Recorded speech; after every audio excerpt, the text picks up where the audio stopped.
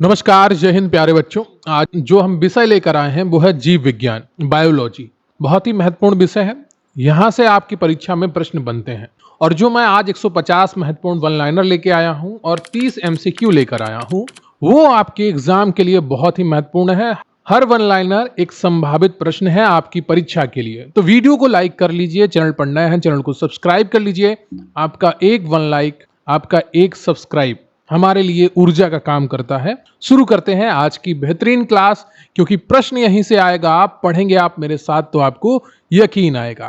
तो पहला प्रश्न है आपका कि भारतीय संविधान का कौन सा अनुच्छेद कानून के समक्ष समानता से संबंधित है। 4 ऑप्शन दिए गए हैं, इसका उत्तर आप कमेंट बॉक्स में लिखिए, फिर मैं आपका टॉपिक शुरू करता हूं। भारतीय संविधान का कौन सा अनुच्छेद कानून के समक्ष समानता से संबंधित है। कमेंट बॉक्स में आंसर लिखिए। शुरू करते हैं कोशिका विज्ञान से, जिसको साइटोलॉजी कहते हैं। कोशिका जो सेल है वो जीवन की सबसे छोटी संरचनात्मक और कार्यात्मक इकाई है। रॉबर्ट हुक ने 1665 में पहली बार कार्क में एक मृत कोशिका की खोज की। तो याद रखिएगा, रॉबर्ट हुक ने जो 1665 में पहली बार कोशिका की खोज की थी वो एक मृत कोशिका थी। एंटोनी बान ल्यूवेनहॉक ने पहली बार जीवित कोशिका की खोज की। अगर आपसे प्रश्न पूछा जाए कि पहली बार कोशिका की खोज किसने की, तो रॉबर्ट हुक हो जाएगा। पहली बार मृत कोशिका की खोज किसने की, तो रॉबर्ट हुक हो जाएगा। लेकिन अगर प्रश्न आता है कि पहली जीवित कोशिका की खोज किसने की, तो एंटोनी बान ल्यूवेनहॉक आंसर आपका होगा। अगला वन लाइनर है कि कोशिका सिद्धांत का प्रतिपादन स्लाइडन और स्वान ने किया था। महत्वपूर्ण है, एग्जाम में पूछा गया है कई बार। स्लाइडन और स्वान ने कोशिका सिद्धांत का प्रतिपादन किया है। माइटोकॉन्ड्रिया को कोशिका का पावर हाउस कहते हैं, ऊर्जा घर। यहाँ पर जो ऊर्जा है वो एटीपी के रूप में संग्रहित होती है। एटीपी का फुल फॉर्म होता है एडेनोसिन ट्राइफॉस्फेट। का निर्माण माइटोकॉन्ड्रिया में होता है। राइबोसोम को प्रोटीन की फैक्ट्री कहा जाता है, यहां पर प्रोटीन का निर्माण होता है। लाइसोसोम को आत्मघाती थैली या सुसाइडल बैग कहा जाता है। केंद्रक की अगर बात करें, जिसको इंग्लिश में न्यूक्लियस कहते हैं, को कोशिका का मस्तिष्क या नियंत्रण कक्ष कहते हैं। गोल्जी वाडी या गोल्जी काय को कोशिका का यातायात प्रबंधक कहते हैं, ट्रैफिक पुलिस। एग्जाम में यह भी पूछा गया है। कोशिका भित्ति सेल वाल केवल पादप कोशिकाओं में पाई जाती है जो सेल्यूलोज की बनी होती है। महत्वपूर्ण है कि जो कोशिका भित्ति है, सेल वाल है, वो केवल पादप कोशिकाओं में पाई जाती है और ये सेल्यूलोज की बनी होती है। सबसे बड़ी कोशिका की अगर बात करें तो माइकोप्लाज्मा है, और सबसे छोटी कोशिका की अगर बात करें तो ये शुतुरमुर्ग का अंडा होता है। मानव शरीर की सबसे लंबी कोशिका की बात करें तो तंत्रिका कोशिका, जिसे न्यूरॉन कहते हैं, ये मानव शरीर की सबसे लंबी कोशिका होती है। अब हम बात करेंगे अपने दूसरे भाग की, डीएनए और आरएनए। डीएनए का पूरा नाम है डीऑक्सी राइबोन्यूक्लिक एसिड। महत्वपूर्ण है, याद रखिएगा। आरएनए का पूरा नाम है राइबोन्यूक्लिक एसिड। आप आरएनए बहुत आसानी से याद कर लेते हैं, लेकिन डीएनए भूल जाते हैं। तो आरएनए है राइबोन्यूक्लिक एसिड और डीएनए है डीऑक्सी राइबोन्यूक्लिक एसिड। डीएनए का डबल हेलिक्स मॉडल वाटसन और क्रिक ने 1953 में दिया था। याद रखिएगा, डीएनए का डबल हेलिक्स मॉडल वाटसन और क्रिक ने 1953 में दिया था। डीएनए आनुवांशिक गुणों का वाहक होता है। तो जो आपके पिता का डीएनए था, तो उसका कुछ आपका हिस्सा आपके डीएनए में है। आपके बाबा का जो डीएनए था, वो उसका कुछ हिस्सा आपके अंदर है। तो ये आनुवांशिक गुणों का वाहक होता है। नाक आपकी देखना, बाबा आपके पापा की आपकी समानता रहती है। डीएनए में 4 क्षार होते हैं। एक होता है एडेनिन, दूसरा होता है गुआनिन, और तीसरा होता है साइटोसिन, और चौथा होता है थाइमिन। ये डीएनए का निर्माण करते हैं मिलकर। आरएनए में थाइमिन के स्थान पर यूरेसिल होता है। क्या होता है? यूरेसिल होता है। जीन की अगर बात करें तो डीएनए की एक कार्यात्मक इकाई है, आनुवंशिकता को निर्धारित करती है। बहुत सी बीमारियां होती हैं जो आनुवंशिकता के आधार पर चलती रहती हैं कि पिताजी को ये बीमारी थी तो बच्चे को भी हो गई, माताजी को ये बीमारी थी तो बच्चे को भी हो गई। तो ये डीएनए के कारण होता है, जीन के कारण होता है। आरएनए का मुख्य कार्य क्या है? प्रोटीन संश्लेषण में मदद करना। आरएनए का मुख्य कार्य है प्रोटीन संश्लेषण में मदद करना। अब हम बात करेंगे मानव शरीर से जुड़े हुए तथ्यों की।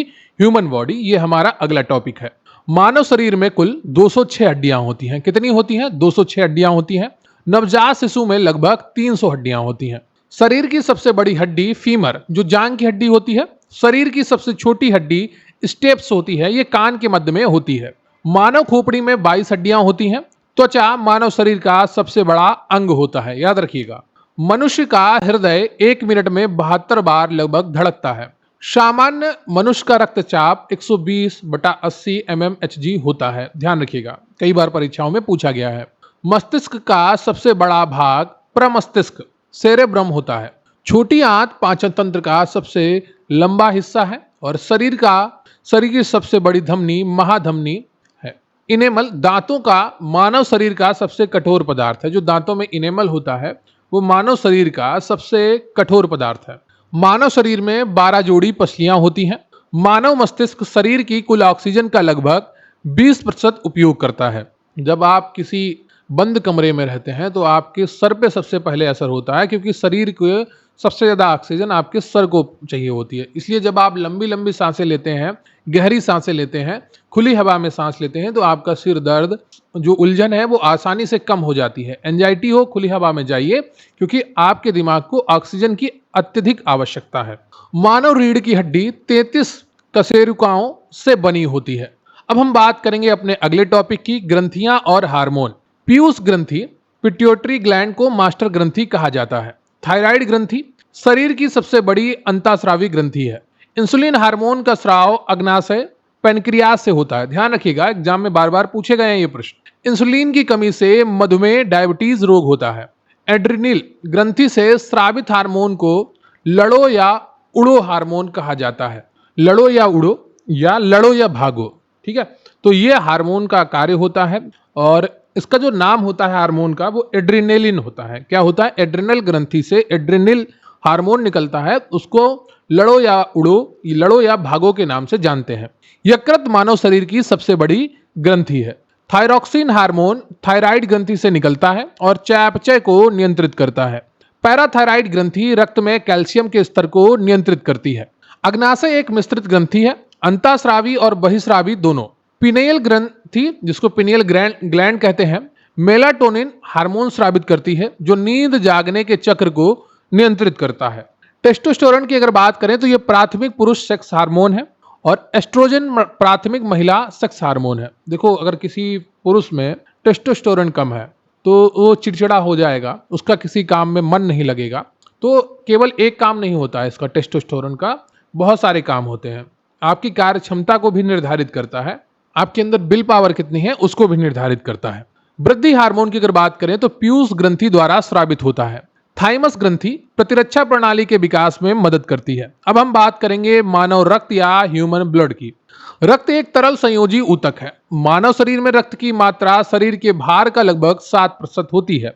रक्त का पीएच मान 7.4 हल्का क्षारीय होता है। रक्त में 2 भाग होते हैं, एक होता है प्लाज्मा जो 55% होता है और रक्त की कोशिकाएं जो 45% होती हैं। लाल रक्त कणिकाओं आरबीसी का जीवन काल 120 दिन होता है। आरबीसी का निर्माण अस्थि मज्जा बोन मैरो में होता है। रक्त का लाल रंग हीमोग्लोबिन के कारण होता है। श्वेत रक्त कणिकाओं डब्ल्यूबीसी को शरीर का सैनिक कहा जाता है, क्योंकि ये रोगों से रक्षा करती हैं। डब्ल्यूबीसी का जीवन काल 2 से 4 दिन होता है। प्लेटलेट्स रक्त का थक्का बनाने में मदद करते हैं। कार्ल लैंडस्टीनर ने रक्त समूहों की खोज की थी। इंपॉर्टेंट है, एग्जाम में पूछा गया है। रक्त समूह ओ सर्वदाता कहलाता है, तो ओ नेगेटिव सर्वदाता होता है और ए बी पॉजिटिव सर्वग्राही होता है। ध्यान रखिएगा, ओ नेगेटिव सर्वदाता होता है और ए बी पॉजिटिव सर्वग्राही होता है। यूनिवर्सल डोनर और यूनिवर्सल रेसिपिएंट। आरएच फैक्टर का संबंध रक्त से है। इसकी खोज लैंडस्टीनर और वीनर ने की थी। अगला जो हमारा टॉपिक है वो है विषाणु और जीवाणु जनित रोग। बहुत ही महत्वपूर्ण है। हैजा, जिसको कॉलरा कहते हैं, टाइफाइड जीवाणु से होने वाले रोग हैं। पोलियो और चेचक विषाणु जनित रोग हैं। ठीक है, याद रखिएगा, हैजा टाइफाइड जीवाणु जनित रोग है और पोलियो और चेचक विषाणु जनित रोग हैं। हैजा और टाइफाइड अक्सर गंदे पानी से बने भोजन या गंदे पानी का इस्तेमाल से होता है।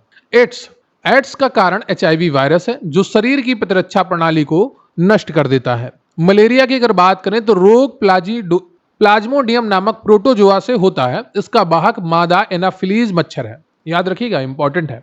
डेंगू की अगर बात करें तो यह ज्वर एडीज इजिप्टी मच्छर द्वारा होता है।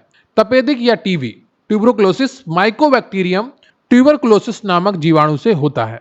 रेवीज जो एक वायरल बीमारी है, कुत्ते के काटने से फैलती है। अगला जो हमारा टॉपिक है वो है प्रोटीन, कार्बोहाइड्रेट और वसा। उम्मीद करता हूं आपने वीडियो को लाइक कर लिया होगा, चैनल पर नया है चैनल को सब्सक्राइब कर लीजिए होगा और वीडियो को अंत तक देखते रहिए। बहुत ही कम समय में आपका एक अच्छा रिवीजन हो जाएगा, पूरा कंटेंट तैयार हो जाएगा जो एग्जाम के लिए बहुत ही महत्वपूर्ण है।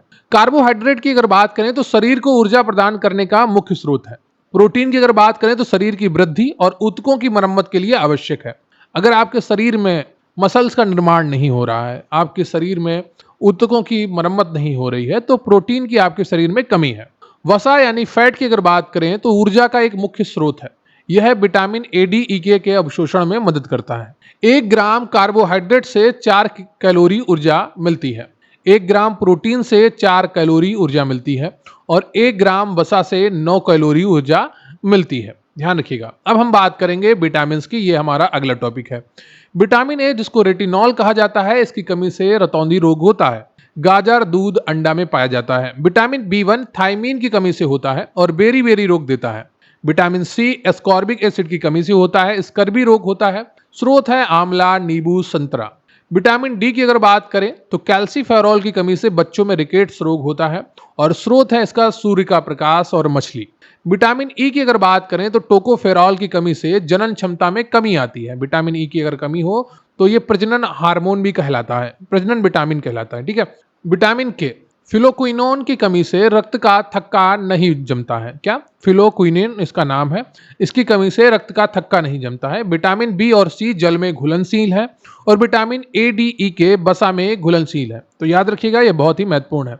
अब हम बात करेंगे पादप विज्ञान की, बॉटनी की। प्रकाश संश्लेषण, फोटोसिंथेसिस, यह वह प्रक्रिया है जिसमें हरे पौधे अपना भोजन बनाते हैं। प्रकाश संश्लेषण के लिए कार्बन डाइऑक्साइड, पानी, क्लोरोफिल और सूर्य का प्रकाश आवश्यक है। पत्तियों का हरा रंग क्लोरोफिल के कारण होता है। जाइलम ऊतक पौधों में जल का परिवहन करते हैं। ध्यान रखिएगा, जाइलम ऊतक जो होते हैं वो पौधों में जल का परिवहन करते हैं। फ्लोएम की अगर बात करें तो ऊतक पौधों में भोजन का परिवहन करते हैं। परागण की अगर बात करें तो वह प्रक्रिया जिसमें परागण वर्तिकाग्र तक पहुंचते हैं। अगला जो हमारा महत्वपूर्ण विषय है वो जीव विज्ञान की शाखाएं। बहुत ही प्रश्न पूछे जाते हैं एग्जाम में। एनाटॉमी, जीव के शरीर की आंतरिक संरचना का अध्ययन एनाटॉमी कहलाता है। साइटोलॉजी, कोशिकाओं का अध्ययन। इकोलॉजी की अगर बात करें तो जीवों और पर्यावरण के बीच संबंधों का अध्ययन। जेनेटिक्स की अगर बात करें तो आनुवंशिकता और विभिन्नताओं का अध्ययन। हिस्टोलॉजी की अगर बात करें तो ऊतकों का अध्ययन कहलाता है। माइकोलॉजी की अगर बात करें तो कवकों का अध्ययन कहलाता है। ऑर्निथोलॉजी की अगर बात करें तो पक्षियों का अध्ययन कहलाता है। एंटोमोलॉजी कहलाता है कीटों का अध्ययन। एकिथियोलॉजी मछलियों का अध्ययन है और डर्मेटोलॉजी त्वचा का अध्ययन है। कार्डियोलॉजी हृदय का अध्ययन है और वायरोलॉजी विषाणुओं का अध्ययन है और जीवाश्म विज्ञान जीवाश्मों का अध्ययन है। अब हम अगले विषय की तरफ बढ़ते हैं, वो है अन्य विविध तथ्य। बहुत ही महत्वपूर्ण है। वीडियो को लाइक कर लीजिएगा, चैनल पर नए हैं चैनल को सब्सक्राइब कर लीजिएगा। चार्ल्स डार्विन ने प्राकृतिक चयन का सिद्धांत, थ्योरी ऑफ नेचुरल सिलेक्शन दिया था। ग्रेगर मेंडल को आनुवंशिकी का जनक कहा जाता है। एडवर्ड जेनर ने चेचक के टीके की खोज की थी। लुई पाश्चर ने रेबीज के टीके और दूध के पाश्चुरीकरण की खोज की है। ध्यान रखिएगा, लुई पाश्चर ने 2 चीजें खोजी हैं, एक रेबीज का टीका और दूध के पाश्चुरीकरण की खोज। एडवर्ड जेनर ने चेचक के टीके की खोज की है। अलेक्जेंडर फ्लेमिंग ने पेनिसिलिन की खोज की थी। विश्व पर्यावरण दिवस 5 जून को मनाया जाता है। विश्व एड्स दिवस 1 दिसंबर को मनाया जाता है। डायलिसिस का उपयोग गुर्दे की खराबी में किया जाता है। ईसीजी इलेक्ट्रोकार्डियोग्राम का उपयोग हृदय की गतिविधि दर्ज करने के लिए किया जाता है। ईईजी की अगर बात करें तो इलेक्ट्रोएन्सेफलोग्राम का उपयोग मस्तिष्क की गतिविधि दर्ज करने के लिए किया जाता है। अरस्तु को जीव विज्ञान और जंतु विज्ञान का जनक माना जाता है। थियोफ्रेस्टस को वनस्पति विज्ञान का जनक माना जाता है। मनुष्य का वैज्ञानिक नाम होमो सेपियंस था। क्या था? मनुष्य का वैज्ञानिक नाम होमो सेपियंस था। मनुष्य में 23 जोड़े 46 गुणसूत्र होते हैं। 23वां जोड़ा लिंग का निर्धारण करता है। XX महिला और XY पुरुष होता है। लाइसेंस शैवाल और कवक के बीच एक सहजीवी संबंध है। अपेंडिक्स मनुष्य में एक अवशेषी अंग होता है। ध्यान रखिएगा, एक छोटी सी हड्डी होती है, यह अवशेषी होती है कि हो तो ठीक है, ना हो तो कोई भी जरूरत नहीं, बहुत विशेष उपयोग नहीं है इसका। बीसीजी का टीका तपेदिक टीबी की रोकथाम के लिए लगाया जाता है। चमगादड़ एक स्तनपायी है, पक्षी नहीं है, लेकिन ये उड़ लेता है। लैक्टिक एसिड के जमाव के कारण मांसपेशियों में थकान होती है। पित्त रस का स्राव यकृत द्वारा होता है। पेप्सिन एंजाइम पेट में प्रोटीन को पचाता है।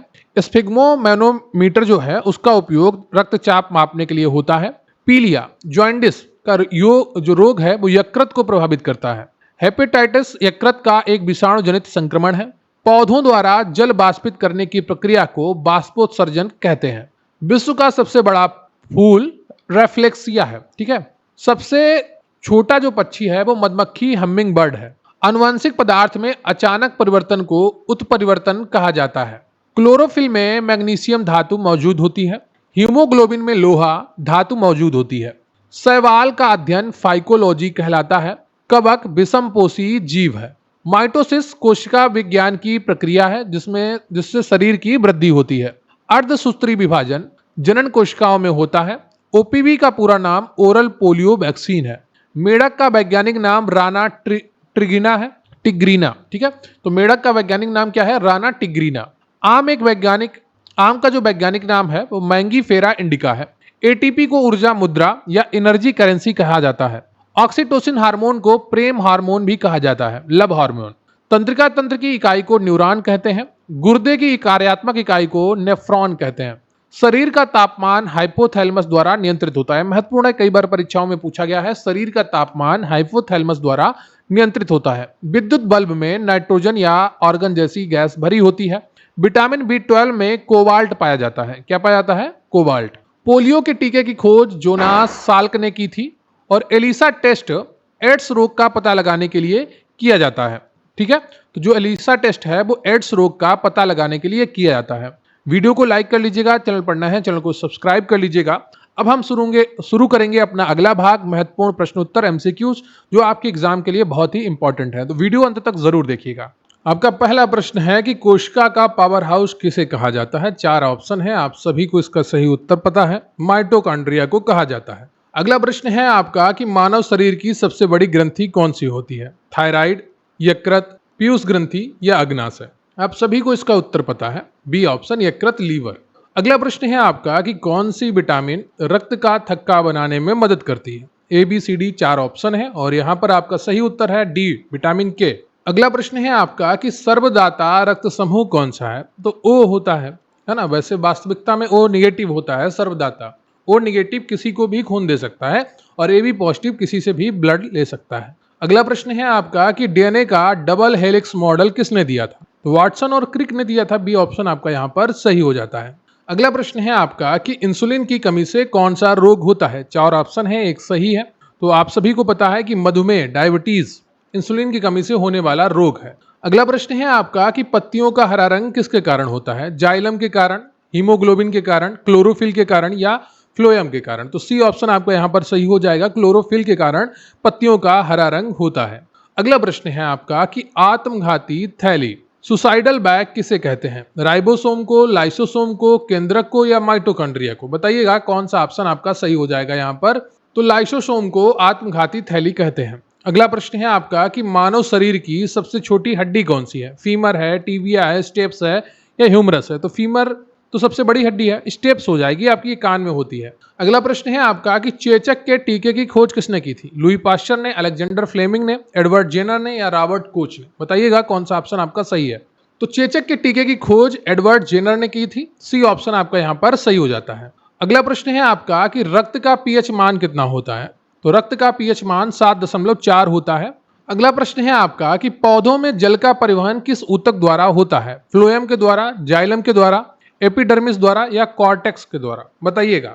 तो पौधों में जल का परिवहन जाइलम के द्वारा होता है। जाइलम जल, जाइलम जल, बहुत ही अच्छे से याद कर लेंगे आप। अगला प्रश्न है आपका कि विटामिन सी की कमी से कौन सा रोग होता है? आप सभी को पता है, स्कर्वी होता है। अगला प्रश्न है आपका कि आनुवांशिकी का जनक किसे माना जाता है? लैमार्क को, मेंडल को या डार्विन को या हुक को? तो आनुवांशिकी का जनक मेंडल को माना जाता है। अगला प्रश्न है आपका कि कौन सी ग्रंथि मास्टर ग्रंथि कहलाती है? पीयूष ग्रंथि, पिट्यूटरी ग्लैंड, थायराइड ग्रंथि, एड्रिनल ग्रंथि या अग्नाशय? एड्रिनल ग्रंथि से कौन सा हार्मोन स्रावित होता है? कमेंट करके बताइएगा, उसे किस नाम से जाना जाता है। इसका सही उत्तर है आपका ए ऑप्शन, पीयूष ग्रंथि को मास्टर ग्रंथि कहते हैं, पिट्यूटरी ग्लैंड को। अगला प्रश्न है आपका कि मलेरिया रोग किस परजीवी के कारण होता है? वायरस, जीवाणु, कवक या प्रोटोजोआ?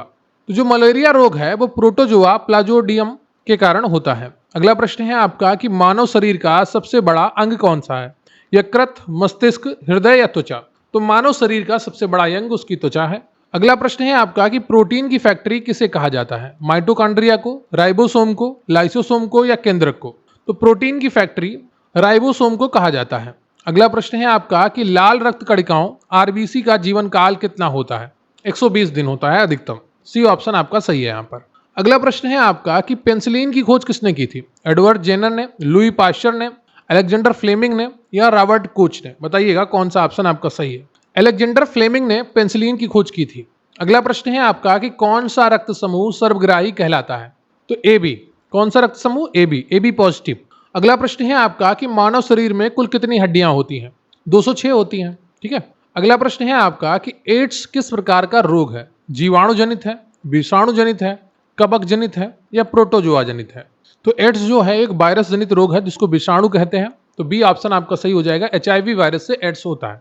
अगला प्रश्न है आपका कि डेंगू ज्वर का वाहक कौन सा मच्छर होता है? मादा एनाफ्लीज, एडिस इजिप्टी, क्लेक्स या उपरोक्त में से कोई नहीं?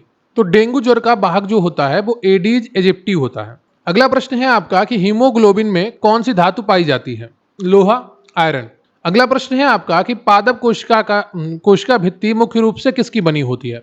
प्रोटीन की, लिपिड की, स्टार्च की या सेल्यूलोज की? बताइएगा पादप कोशिका में जो कोशिका भित्ति होती है वो मुख्य रूप से किसकी बनी होती है? डी ऑप्शन आपका यहाँ पर सही हो जाएगा, सेल्यूलोज की बनी होती है। अगला प्रश्न है आपका कि ईसीजी का उपयोग किसकी गतिविधि दर्ज करने के लिए किया जाता है? हृदय की, फेफड़े की, मस्तिष्क की या यकृत की? बताइएगा कौन सा ऑप्शन आपका सही होगा 27 का।